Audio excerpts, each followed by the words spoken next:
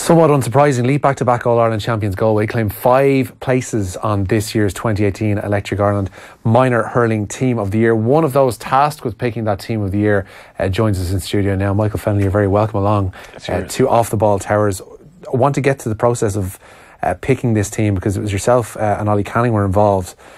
How fraught were the discussions about picking who, and what did it come down to? Were there county allegiances? Because given the nature of the balance of the squad, there's 5 Galway, 4 Kilkenny. I'm kind of guessing things might have got a little bit tense. Ollie won that argument in the end.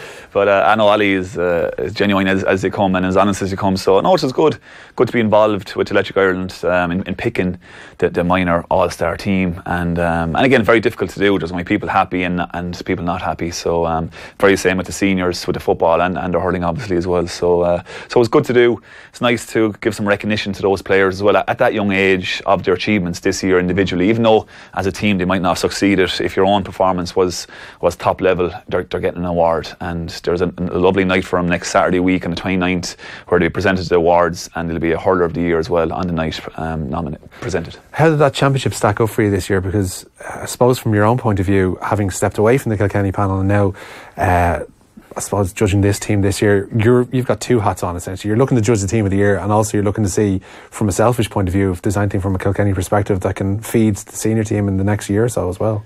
Yeah, without a doubt. It was great. Obviously the loss against Dublin in a kind of a crazy Leinster final with about 13 goals were scored, so that forced them in the back door, and they had to play all in all. I think Richie McCormack was saying something like 9 or 10 games, so that was a heavy going on the players. But again, it's a lot of experience, and again they got to test the panel, and if you're coming through games like that will add massive experience for you onto under 20s, which will be next year, and hopefully onto senior. So impressed, to be honest. And they obviously got to the All-Ireland final. Galway were far the superior team, to be fair, but it gives hope, and if you're reaching All-Ireland finals, it's good. It's very, very positive. Yeah. What kind of areas were the most difficult to pick from this year?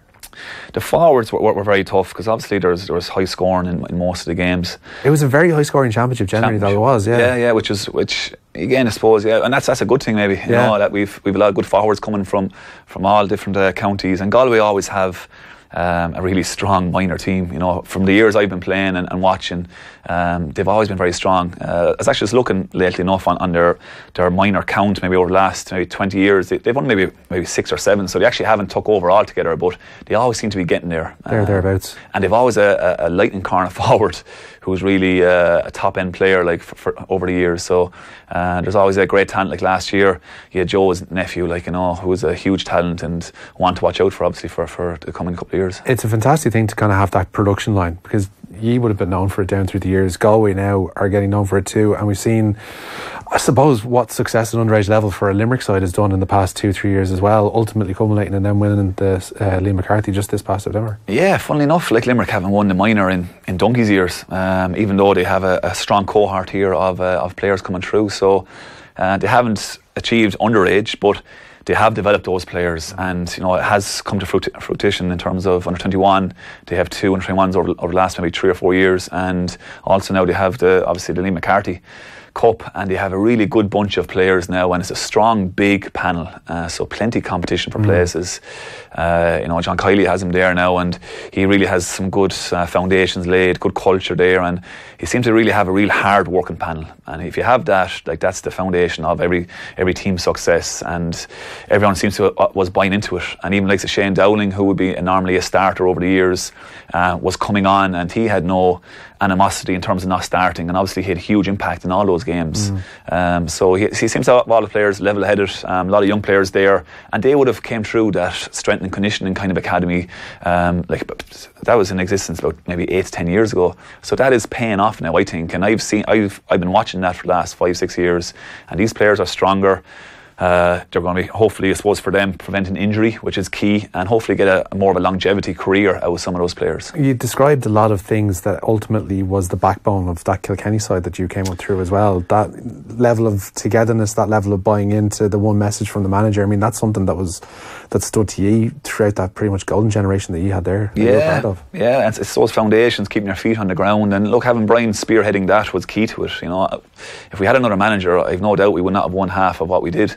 So keeping everyone level-headed, keeping everyone kind of content is going to be important. Obviously, players are going to be unhappy with not starting, but at the end of the day, I suppose we're all looking to achieve success, and sometimes you have to bite your tongue and wait for your turn. And some players did, some players didn't. But we had a strong, big panel. That was the key to it.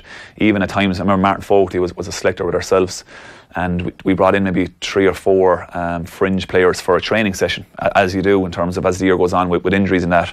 And I think 3 of the fringe players came in actually and were the full back line on, let's say, the B side. And the 3 of them would have held probably 3 of our starting forwards. So that's actually the quality of players. And Kanasiki was one of them, actually, Noel's younger brother, and he would have come onto the panel in maybe a year or 2 later, probably because of a performance like that. And again, he would have been very consistent under 21 as well, and obviously with his club. But we had a big number of players, and so that was there. And Limerick seemed to have that as well. And it needs to be controlled, though. It needs to be keeping people, under level on the ground. No egos creeping into a team. There's a lot there to control, and just in terms of Gaelic football, like Dublin really are the team at the moment who have that, and it's competition for places really. That competition for places and is a really healthy thing in terms of the way, and a lot of sides would have figured this out this year, the way the Munster and the Leinster Championships have gone, and the round robin format needing to. Waterford ultimately are the kind of case in point of the side who paid the price and weren't necessarily able to manage those 4 weeks in a row. Being able to have a big squad, being able to manage the squad is something that is going to really pay off for sides to get through both the Munster and Leinster in the next couple of years. Yeah, and this year, there was an unknown really, and I think management was probably saying exactly that. Look, we'll need a big panel, but I think now the league next year will have to be used for that, where you try out new players, where the focus is maybe not on the winning, it's actually blooding some of these lads. For me, I think that's the way to go with it, because you want them right and you want to see who's ready for championship come May or June, because you will have a bucket of games coming quickly. Waterford were very unlucky in terms of the injuries they had. That was a freak in terms of they had 7 or 8 starting players from 2017 All-Ireland not playing because of injuries. So that's more of a freak incident than anything, but they still had a few players coming in there. DJ Foran came on there and was really strong, and did a couple more lads, putting their hand up. So that's important, I think, for teams to have that strong panel. And I think it will be going more like maybe the Aussie Rules or some of those teams where they have big panels, where you have 40 odd players and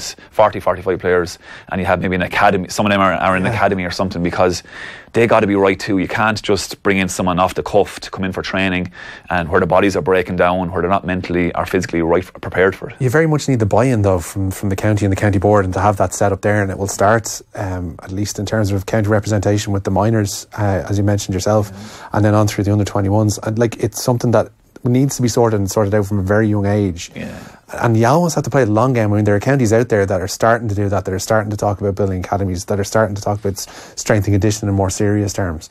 And it really is something that you can pay testament yourself, it is paying off. Yeah, it is. And again, it's probably back to under 14 really, and you do need buy-in from the clubs, and it's not all about, I suppose, the best players getting the best training, because other players might not go through that system and still actually be a senior inter-county player and maybe one of your best players. So it's important, I think, to keep as many players as possible in the system, if you like to call it that, and giving people a chance. And players who are playing well, get them in there. And Anthony Daly would have touched on it at the time he was in Limerick, where clubs might contact him saying, look, this fella is going well.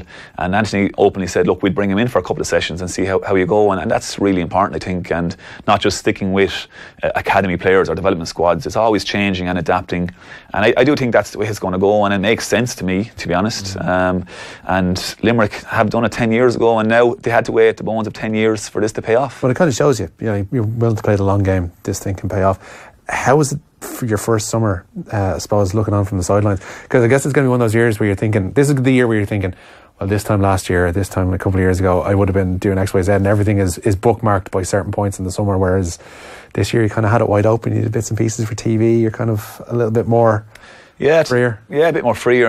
It's probably a bit unusual, but I knew myself, my body wasn't able to compete at that level anymore. So that was, my mind is made up on that. So it wasn't as if... You've made peace with it. I made peace, and I hadn't really a choice in it, if I'm to be honest with it. I think if I had to stay on I would have ended up with probably a serious injury, because in terms of demands and the way my body is the last year or two, I'm breaking down, and there's more aches and pains coming in areas that's going to cause it's like a cruciate injury or maybe another Achilles injury. So I know myself, I'm at that place now, so I need to be very careful. So I was content with that, and I was happy with that.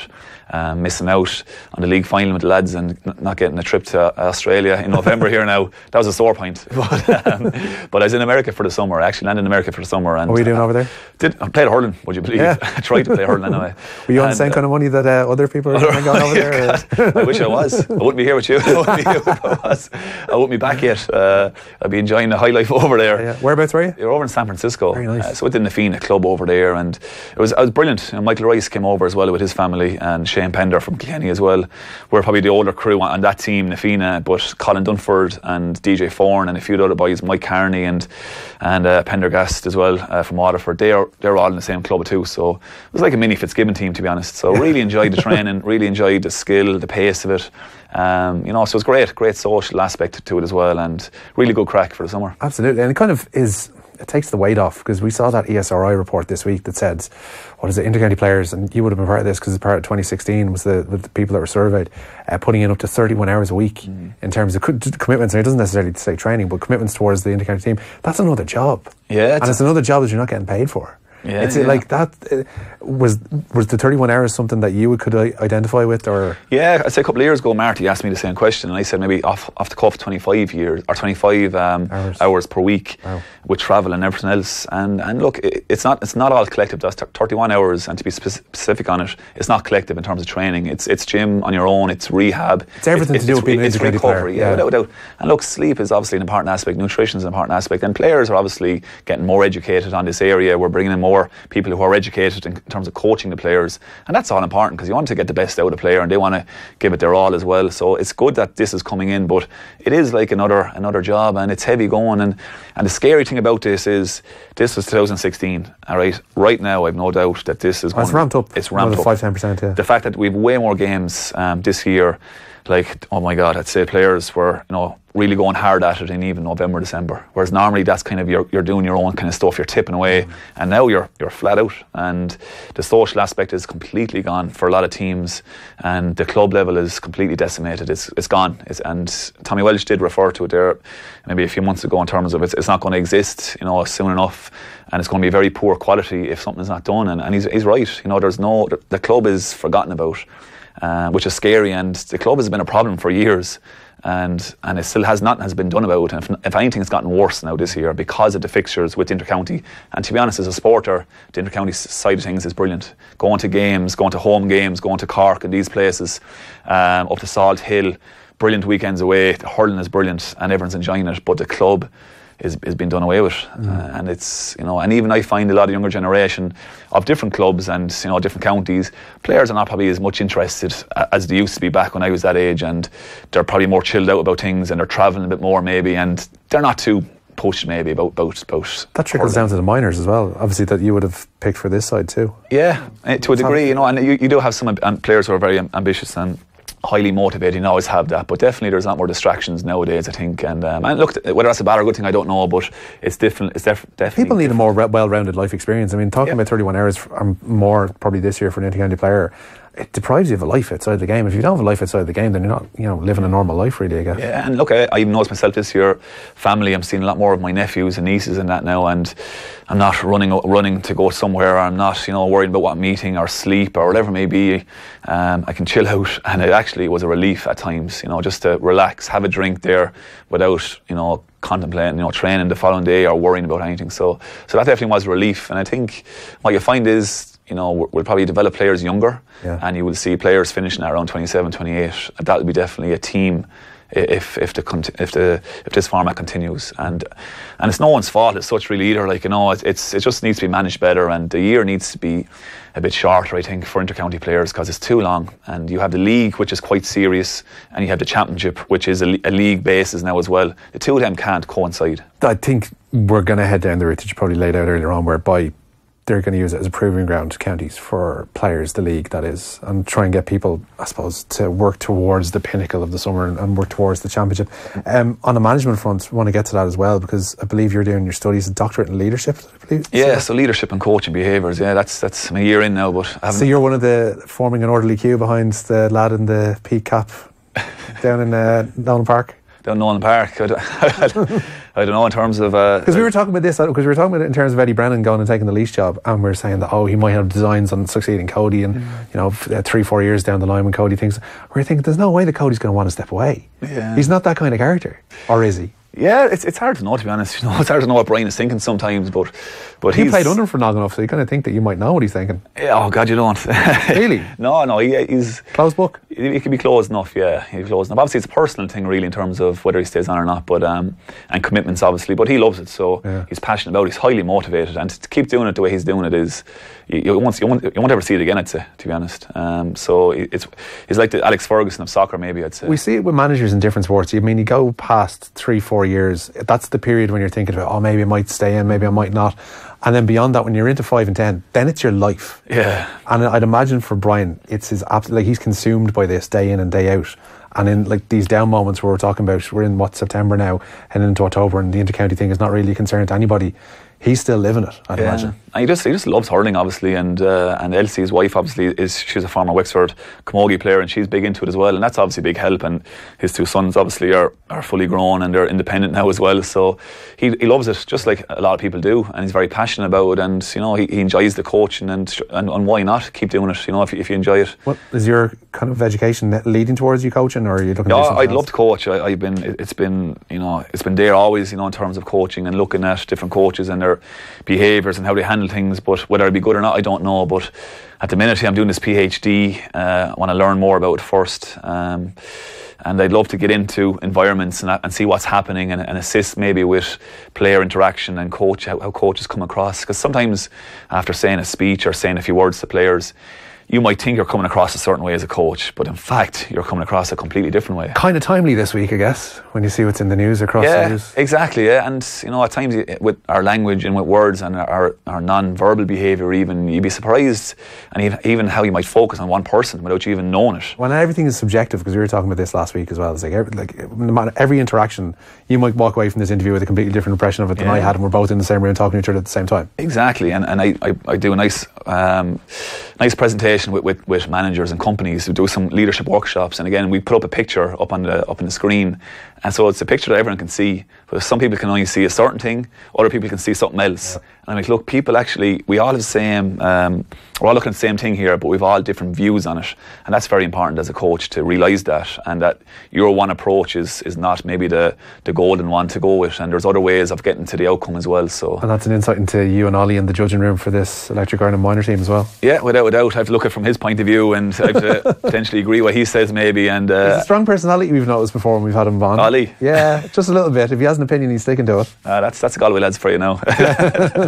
But overall, it's a really well balanced team of the year. We're looking at this as well, and you look at it, and there's no weak points there. There's no point that you'd look and think this midfield is really weak, or this midfield is a kind of a chink in it.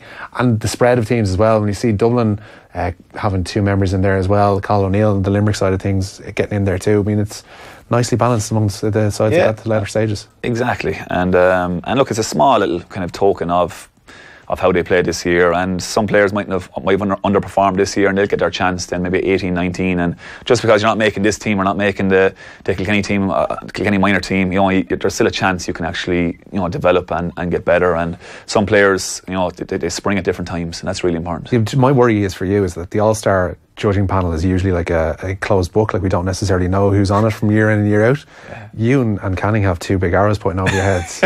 So you might, when you go to this awards night, basically have a gang of lads who weren't on the team going, all right, Mick, what did I do wrong exactly to not get on here? And you're like, you could just be like, I had you in there, he didn't. Is that the kind of Ollie be getting behind the finger at Ollie. Exactly. Michael Fennelly, it's been an absolute pleasure. Hopefully we'll have you in again soon. There's plenty more could have talked to you about. The hurling and football teams of the year will be awarded at the Electric Ireland Minor Star Awards on September the 29th in Croke Park to mark the culmination of the 2018 This Is Major campaign. Michael, thanks, Bill. Richie, thanks so much. Hey, hope you enjoyed that latest offering from Off the Ball. If you want to subscribe, and you should, check out just up here, All our latest stuff is just down here. Generally, knock yourself out.